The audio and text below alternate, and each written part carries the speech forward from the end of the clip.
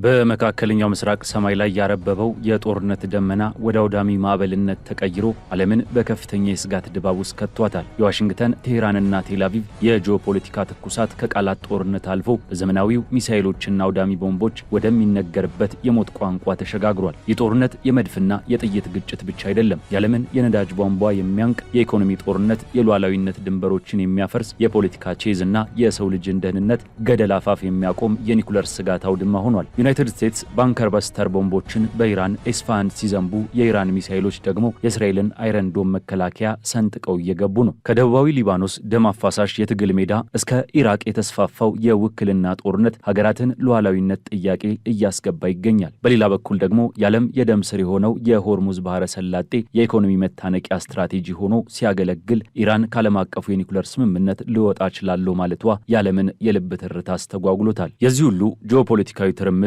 ርዕደ መሬት ድንበር አቋርጦ በአሜሪካ ከተሞች በሚሊዮኖች የሚቆጠሩ ሰልፈኞችን በቁጣ አደባባይ እስከማስወጣት ደርሷል። የሚከተለው ትንታኔ የዚህን ታሪካዊና ውስብስብ ቀውስ አንኳር ገጽታዎች ከጦር ሜዳው ግርግር እስከ ዲፕሎማሲው ጠረጴዛ ከዓለም አቀፉ የኢኮኖሚ መንቀጥቀጥ እስከ ህዝባዊ ማዕበሎች በዝርዝርና በሚዛናዊነት ቁልጭ አድርጎ የሚያሳይ ይሆናል። ይህ ቮይስ ኦፍ ኢትዮጵያ ዓለም አቀፍ ትንታኔ ነው። የዓለምን ፖለቲካ በሰፊ የምንዳስስበት መድረክ። ለቻናላችን አዲስ የሆናችሁ ሰብስክራይብ በማድረግ አብራችሁን ቆዩ።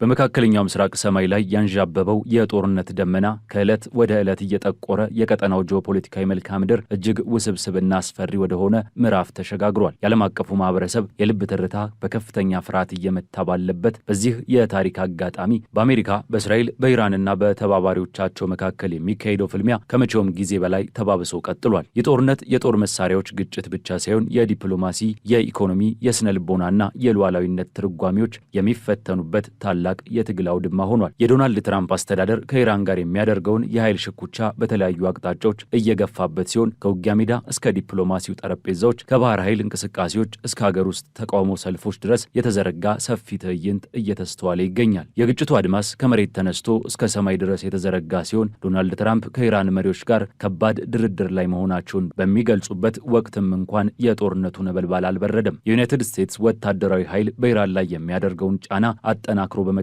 በኢስፋሃን ከተማ አቅራቢያ በሚገኝ የኢራን ጦር ከፍተኛ የጦር መሳሪያ ማከማቻ ላይ የ2000 ፓውንድ ክብደት ባላቸው ባንከር ባስተር ቦምቦች ታግዞ መጠነ ሰፊ ጥቃትን ፈጽሟል። ይህንን አስመልክቶ ዶናልድ ትራምፕ በማህበራዊ ትስስር ገጻቸው ላይ የፍንዳታውን አስፈሪ ምስል ያጋሩ ሲሆን የዩናይትድ ስቴትስ ማዕከላዊ ዕዝ በበኩሉ ይህ ጥቃት የኢራን መንግስት ከድንበሩ ውጭ ኃይሉን ለማሳየት ያለውን አቅም ለማዳከም ያለመ መሆኑን አስታውቋል። ይሁን እንጂ የኢራን ምላሽ የዘገየ አልነበረም። በተመሳሳይ ወቅት ኢራን ወደ መካከለኛው እስራኤል ከፍተኛ ቁጥር ያላቸውን ሚሳኤሎች ያዘነበች ሲሆን የእስራኤል ኩራት የሆነው የአይረን ዶም የአየር መከላከያ ስርዓት ይህንን መጠነ ሰፊ የሚሳኤል ዶፍ መመከት ተስኖት ታይቷል። ይህ ወታደራዊ መተናነቅ በሰው ህይወት ላይ እያስከተለ ያለው መዘዝ እጅግ አሳዛኝ ነው። በደቡባዊ ሊባኖስ ምድር ከኢራን ድጋፍ ከሚያገኘው የሄዝቦላ ኃይል ጋር በተደረገ ኃይለኛ ውጊያ 4 የእስራኤል ወታደሮች ህይወታቸውን አጥተዋል። ካፒቴን ኖአሞ ማድሞኒ፣ ሳጅን ቤን ኮሆን፣ ሳጅን ሊራን ቤንዚዮን እናም ሳጅን ማክሲማንቲስ የተባሉ ወታደሮች መሞት በእስራኤል ማህበረሰብ ውስጥ ጥልቅ ሐዘንን ፈጥሯል።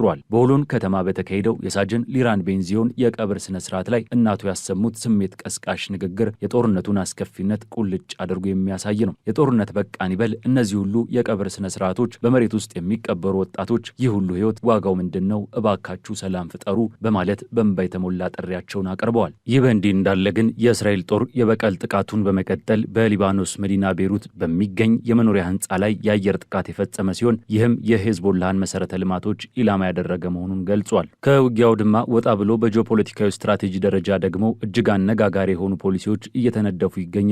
የዎል ስትሪት ጆርናል ባወጣው መረጃ መሰረት የዶናልድ ትራምፕ አስተዳደር የዓለም አቀፉ የነዳጅ ንግድ የደም ስር የሆነው ከሆርሙዝ ባህረ ሰላጤ መልሶ ለመክፈት ሳይሞከር ከኢራን ጋር ያለውን ጦርነት ለማቆም ፈቃደኛ መሆኑን ለቅርብ አማካሪዎቻቸው አሳውቀዋል። ይህ ውሳኔ ዩናይትድ ስቴትስን ስትራቴጂካዊ አቅጣጫ በሚገርም ሁኔታ የለወጠ ነው። ትራምፕ ግጭቱን ከ4 እስከ 6 ሳምንታት ባለው ጊዜ ውስጥ ለመቋጨት ያቀዱ ሲሆን በዚህ ጊዜ ውስጥ ዋነኛ ትኩረታቸው የኢራንን የባህር ኃይል ማዳከም፣ የሚሳኤል አቅሟን መቀነስና በቴህራን ላይ ከፍተኛ የዲፕሎማሲያዊ ጫና መፍጠር መሆኑ ታውቋል።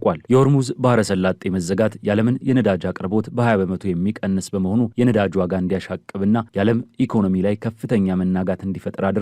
ከዚህም ባሻገር እንደ ማዳበሪያና ሂሊየም ያሉ መሰረታዊ ግብዓቶች አቅርቦት ላይ እጥረትን አስከትሏል። የብሩኪንግስ ተቋም የኢራን ጉዳዮች ባለሙያ የሆኑት ሱዛን ማሎኒ የትራምፕን ይህንን እርምጃ በማይታመን ሁኔታ ኃላፊነት የጎደለው ሲሉ ኮንነውታል። አሜሪካና እስራኤል የሆርሙዝን መዘጋት ከሚያስከትለው መዘዝ በቀላሉ ማምለጥ እንደማይችሉና ጉዳቱ እየሰፋ ሄዶ የዓለምን የኃይል ገበያ ክፉኛ እንደሚጎዳው አስጠንቅቀዋል። ነገር ግን የዋይት ሀውስ ቃል አቀባይ ካሮሊ ሊቬት አስተዳደሩ የባህረ ሰላጤውን መደበኛ እንቅስቃሴ ለመመለስ እየሰራ መሆኑን ቢገልጹም ወታደራዊ ተቀዳሚ ተግባራት የኢራንን የጦር መሳሪያ ስርዓት በማፈራረስ ላይ ያተኮረ መሆኑን አልሸሸጉም። ትራምፕ ይህንን የሆርሙዝ ጉዳይ አሜሪካ ብቻዋን የምትሸከመው ሳይሆን የአውሮፓና የባህረ ሰላጤው ሀገራት ጥምረት ሊፈቱት የሚገባ ጉዳይ አድርገው ወስደውታል።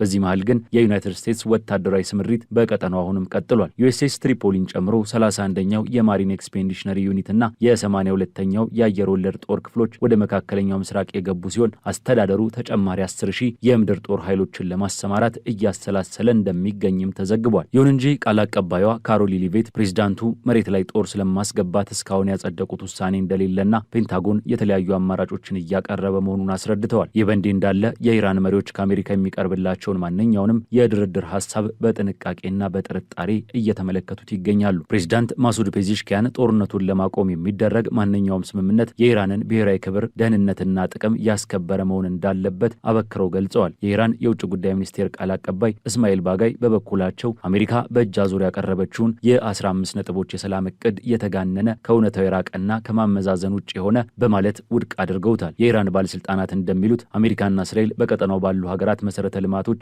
በመጠቀም በኢራን ላይ ጥቃት እየፈጸሙ ይገኛሉ። የኢራን የውጭ ጉዳይ ሚኒስትር አባስ አራቺ ሀገራቸው ሳውዲ አረቢያን እንደ ወንድም ሀገር እንደምትመለከትና ኢራን የምታደርገው ወታደራዊ እርምጃ ለአረብም ሆነ ለኢራን ሕዝብ ክብር በሌላኛው ጠበኛ ኃይሎች ላይ ብቻ ያነጣጠረ መሆኑን በትዊተር ገጻቸው አስፍረዋል። አክለውም የዩናይትድ ስቴትስ ኃይሎች ከቀጠናው የሚወጡበት ጊዜ አሁን መሆኑንም አሳስበዋል። የኢራን ወታደራዊ እርምጃዎች የባህርና የአየር ክልሎችን ያዳረሱ ሆነው ቀጥለዋል። የኢራን አጥፍቶ ጠፊ ካሚካዜ ድሮኖች በተባበሩት አረብ ኤምሬትስ የሚገኘውን የአሜሪካ የራዳር ጣቢያና የጦር ሰፈር ክፉኛ የመቱ ሲሆን በሳውዲ አረቢያ በሚገኘው የፕሪንስ ሱልጣን የአየር ኃይል ሰፈር ላይ ደግሞ የከፋ ጥቃትን ፈጽመዋል። በዚህም እጅግ ውድና የረቀቀ ቴክኖሎጂ የተገጠመለት የአሜሪካ MQ-9 ሪፐር ድሮን በሆርሙዝ ባህረ ሰላጤ አቅራቢያ በኢራን አየር መከላከያ መመታቱን የኢራንን የቴክኖሎጂ አቅም አሳይቷል። ከዚህም በላይ በአየር ሰፈር ውስጥ የነበረው E3 ሴንትሪ አዋክስ የቅድመ ማስጠንቀቂያና የቁጥጥር አውሮፕላን መውደሙን ለአሜሪካ ጦር እጅግ አሳሳቢ ኪሳራ ሆኗል። ከዚህ በተጨማሪም በፋርስ ባህረ ሰላጤ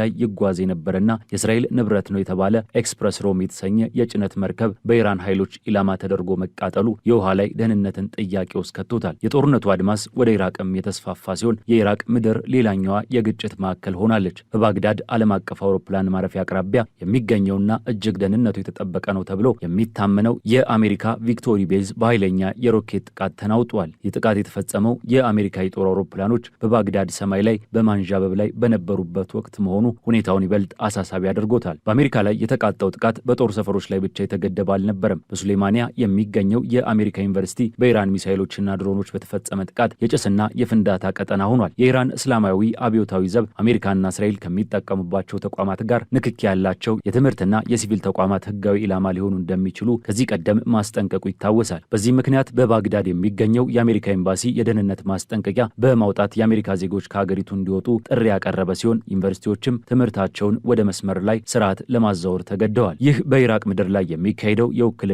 ጦርነት የኢራቅን መንግስት ከፍተኛ ቁጣ ውስጥ ከቶታል። የኢራቅ ጠቅላይ ሚኒስትር መሐመድ ሺያ አልሱዳኒ የአሜሪካን አምባሳደር በአስቸኳይ በመጥራት የኢራቅ ሉዓላዊነት መደፈሩን አጥብቀው ተቃውመዋል። ጠቅላይ ሚኒስትሩ የብሔራዊ ደህንነት ምክር ቤታቸውን በማሰባሰብ ግጭቱ ኢራቅን ወደ ለየለት ጦርነት እንዳያስገባት አስቸኳይ ስብሰባን አካሂደዋል። የኢራቅ የጦር ኃይሎች ጠቅላይ አዛዥ ቃል አቀባይ ሳባህ አልኑማን ባደረጉት ጠንካራ ንግግር አሜሪካና እስራኤል የኢራቅን ሉዓላዊነት ጥሰው በኢራን ላይ ጥቃት ለመሰንዘር የኢራቅን አየር ክልልና መሬት መጠቀማቸውን አውግዘዋል። አክለውም የኢራቅ ጦር ታዋቂውን የሞቢላይዜሽን ኃይሎችን ጨምሮ የትኛውንም የውጭ ጥቃት ለመመከትና የኢራቅን ደህንነት ለማስጠበቅ ወደ ኋላ እንደማይል ገልጸዋል። የኢራቅ መንግስት ጉዳዩን ወደ ተባበሩት መንግስታት ድርጅት የጸጥታው ጥበቃ ምክር ቤት በመውሰድ አሜሪካና እስራኤልን በህግ አግባብ ተጠያቂ ለማድረግ እንደሚንቀሳቀስና ይህም ያለምንም ቸልተኝነት እንደሚፈጸም አሳስበዋል። በባግዳድ ጎዳናዎች ላይም በሺዎች የሚቆጠሩ ኢራቃውያን የአሜሪካን ጣልቃ ገብነት በመቃወምና ብሔራዊ ሉዓላዊነታቸውን በማስከበር ድምጻቸውን እያሰሙ ይገኛሉ። ከነዚህ ሁሉ ወታደራዊና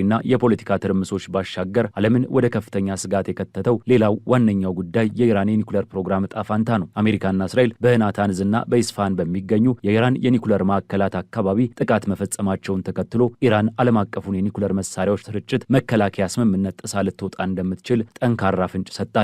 የኢራን የውጭ ጉዳይ ሚኒስትር ቃል አቀባይ እስማኤል ባጋይ እንዳስረዱት የተባበሩት መንግስታት ድርጅትና የዓለም አቀፉ ማህበረሰብ የኢራንን መሰረተ ልማቶች በተደጋጋሚ ጥቃት መከላከል ካልቻሉ በአንድ ወገን ብቻ ስምምነቱን አክብሮ መቆየት ለኢራን ብሔራዊ ጥቅም የሚሰጠው ትርጉም የለም። ቃል አቀባዩ በመቀጠልም ይህ የኒኩለር ስምምነት የኢራንን ሰላማዊ የኒኩለር ማዕከላት ከእስራኤልና ከአሜሪካ የጥፋት እርምጃዎች የማይታደግ ከሆነና በዓለም አቀፍ ተቋማት ዘንድ የሚታየውን ዝምታና አድሎ የሚቀጥል ከሆነ ስምምነቱ አንድም ዋጋ የለውም በማለት ከስምምነቱ መውጣት አማራጭ ሊሆን እንደሚችል አስጠንቅቀዋል። ኢራን እስካሁን የኒኩለር ጦር መሳሪያ የማምረት ፍላጎትም ሆነ ዓላማ እንደሌላት ብትገልጽም ይህ አዲስ የፖሊሲ አዝማሚያ ዓለም አቀፉን የኒኩለር ስርዓት ገደል አፋፍ ላይ እያደረሰ ሆኗል። የኢራን ምክር ቤት አባላትም ይህ ስምምነት የኢራንን ብሔራዊ ደህንነት ለማስጠበቅ ካልጠቀመ በአስቸኳይ ሊቋረጥ ይገባዋል የሚለውን ሀሳብ በስፋት እያራመዱት ይገኛሉ። የዚህ ዓለም አቀፋዊ ቀውስ መዘዝ ወደ ዩናይትድ ስቴትስ የውስጥ ፖለቲካም ተዛምቷል። የኢራኑ ፕሬዚዳንት ማሱድ ፔዚሽኪያን ያደረጉት አንድ ንግግር በአሜሪካ ከተሞች ታይቶ የማይታወቅ የህዝብ ቁጣን ቀስቅሷል። ፕሬዚዳንቱ የአሜሪካ ህዝብ በእስራኤል ነገስታት የአሜሪካን ዲሞክራሲ መመራት ሰልችቶታል፣ ዶናልድ ትራምፕም ይህንን እውነታ ሊገነዘቡ ይገባል ማለታቸውን ተከትሎ ኖ ኪንግስ ወይም ነገስታት አያስፈልጉንም በሚል መሪ ቃል ግዙፍ የተቃውሞ ሰልፎች በአሜሪካ አደባባዮች ፈንድተዋል። በዋሽንግተን ዲሲ፣ በኒውዮርክ፣ በሎስ አንጀለስ እና በሚኒያፖሊስ ጎዳናዎች ላይ ከ8 ሚሊዮን በላይ የሚገመቱ አሜሪካውያን አደባባይ በመውጣት በትራምፕ አስተዳደር የውጭ ጉዳይ ፖሊሲ በእስራኤል ተጽዕኖና በመካከለኛው ምስራቁ ጦርነት ዙሪያ ያላቸውን ጥልቅ ተቃውሞ አሰምተዋል። ሰልፈኞቹ አሜሪካ ለውጭ ኃይሎች ፍላጎት ተገዢ መሆን እንደሌለባት፣ ከኢራን ጋር የሚደረገው ጦርነት በአስቸኳይ ሊቆም እንደሚገባ እንዲሁም በዜጎች ላይ የሚጣለው ጥብቅ የኢሚግሬሽን ፖሊሲ ሊስተካከል እንደሚገባ እየጠየቁ ነው። እነዚህ ሀገር አቀፍ የተቃውሞ ሰልፎች ከመካከለኛው ምስራቅ የሚሰማው የቦምብ ድምፅ በአሜሪካውያን የዕለት ተዕለት ህይወትና ፖለቲካዊ አመለካከት ላይ ምን ያህል ኃይለኛ የዶሚኖ ተጽዕኖ እየፈጠሩ መሆኑን በግልጽ የሚያሳይ ነው። ይህ ዘርፈ ብዙ የሆነ ግጭት የዓለምን ፖለቲካዊ፣ ኢኮኖሚያዊና ወታደራዊ ስርዓት ከመሰረቱ እያናወጠው ይገኛል። በአንድ በኩል ዶናልድ ትራምፕ በከፍተኛ ወታደራዊ ኃይልና በተመጠነ የዲፕሎማሲ ስትራቴጂ የኢራንን አቅም ለማዳሸቅ ሲጥሩ፣ በሌላ በኩል ደግሞ ኢራን የኒኩለር ስምምነትን ከመተው አንስቶ እስከ ወሽመጥ ቀጠናዎችን ድሮን በማዝነብ ብሔራዊ ክብሯን ላለማስነካት እየተዋጋች ነው። የውክልና ጦርነት መድረክ የሆነችው ኢራቅ ሉዓላዊነቷን ለማስመለስ የህግና የኃይል እርምጃዎችን እያወጣች ሲሆን፣ እስራኤልም ሆነች አሜሪካ እጅግ ዘመናዊ መሳሪያዎቻቸውን ሳይቀሩ የጥቃት ኢላማ መሆናቸው የጦርነቱን ሚዛን እጅግ ተለዋዋጭ አድርጎታል። የዚህ ሁሉ መስተጋብር ውጤት የሆነውና በአሜሪካ ጎዳናዎች የተፈጠረው ህዝባዊ ማዕበል ደግሞ የዓለም መሪዎች የሚወስኑት ውሳኔ መዘዝ ከድንበር ዘሎ የራሳቸውን ህዝብ የሚያንኳኳ መሆኑን የሚያረጋግጥ ነው። የሆርሙዝ ባህረ ሰላጤን መዘጋት ተከትሎ የመጣው የኢኮኖሚ ስጋትና የኒኩለር ፉክክር ወደፊት የሚያመጣው ዕጣ ፈንታ መላው ዓለም በታላቅ የፍርሃትና የተስፋ መቁረጥ ድባብ ውስጥ ከቶት ከሚቀጥለው ምዕራፍ በጉጉት እንዲጠብቅ አድርጎታል። አሁን ላይ ዲፕሎማሲውና ጦርነቱ ፊትና ጀርባ ሆነው እየተጓዙ ሲሆን የሰው ልጅ ታሪክ በዚህ አስጨናቂ ሰዓት አዲስና ምናልባትም አደገኛ የሆነ ምዕራፍን እየጻፈ ይገኛል። የዛሬው ዓለም አቀፍ ትንታኔያችን በዚሁ ተቋጨ። ስለተከታተላችሁን እያመሰገንን ለቻናላችን አዲስ የሆናችሁ ሰብስክራይብ በማድረግ ቤተሰብ እንድትሆኑ እንጋብዛለን። ከሰዓታት በኋላ በሌላ ዓለም አቀፍ ጉዳይ እስከምንገናኝ ሰናይ ጊዜ